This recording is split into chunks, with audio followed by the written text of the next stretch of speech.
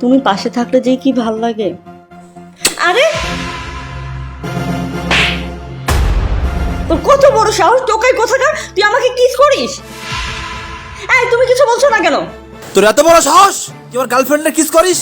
তো আজকে আমি মেরেই ফেলবো। আরে থামো তুমি, এভাবে কিছু হবে না। ওকে না, ওর আসল শিক্ষা আমি দিচ্ছি, দাঁড়াও। ওকে আমি এখন মজা দেখাচ্ছি। থামো।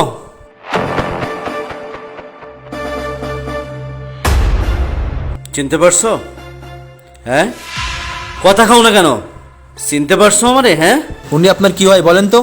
সে আমার বিবাহিত স্ত্রী। আরে না, ও মিথ্যা কথা বলছে। একটা টোকাই কেন আমার স্বামী হতে যাবে? ও একটা প্রতারক। আর তুমি ওর মতো একটা টোকাইয়ের কথা বিশ্বাস করছো কেন?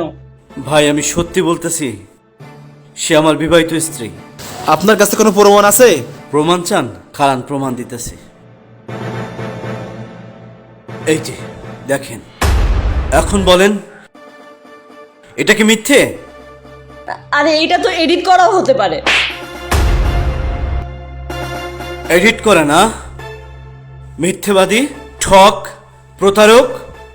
আরে আমি বিদেশে থেকে মাথার ঘাম পায়ে ফেলে অক্লান্ত পরিশ্রম করে শুধুমাত্র তোর সুখের জন্য আমি দিন রাত পরিশ্রম করি, শুধুমাত্র তোর জন্য।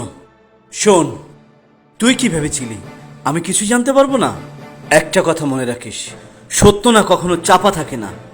আমি বিদেশে বসে সবকিছু জানতে পেরেছি। জানার পর আমি তোকে না জানিয়ে দেশে এসেছি। দেশে এসে আমি যখন জানতে পারি তুই এই বটতলায় আসিস, তখন আমি এই যে টোকাইয়ের বেশ ধরে না তোকে হাতে নাতে ধরার জন্য এসেছি। আসলে তুই যে এত বড় মাপের অভিনেত্রী এটা আমার কখনো জানা ছিল না। আরে যে স্ত্রী স্বামী থাকা সত্ত্বেও যে পরপুরুষের সাথে প্রেম করে সে তো মানুষ না, একটা অমানুষ, একটা জানোয়ার। আরে তোর জন্য আমি কি করি নাই বল?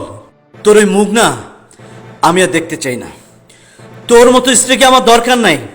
ভাই, আপনারা যেহেতু দুজন দুজনকে ভালোবাসেন না, যান ওকে নিয়ে যান, নিয়ে গিয়ে আপনি বিয়ে করেন।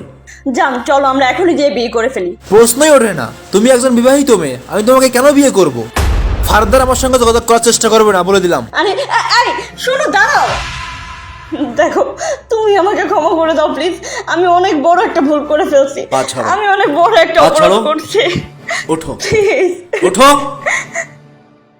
শোন, তোকে যদি আমি ক্ষমা করি না, এই ভুলটা তুই আবারও করবি। আর একটা কথা মনে রাখিস, পৃথিবীতে এমন কিছু ভুল আছে যে ভুলের না কখনো ক্ষমা হয় না। তুই আর একটা মুহূর্ত আমার চোখের সামনে থাকবি না। যা। দেখো, তুমি আমাকে একটা বারের মতো সুযোগ দাও। তোর মায়া কান্না না আমার আর ভালো লাগছে না। যা।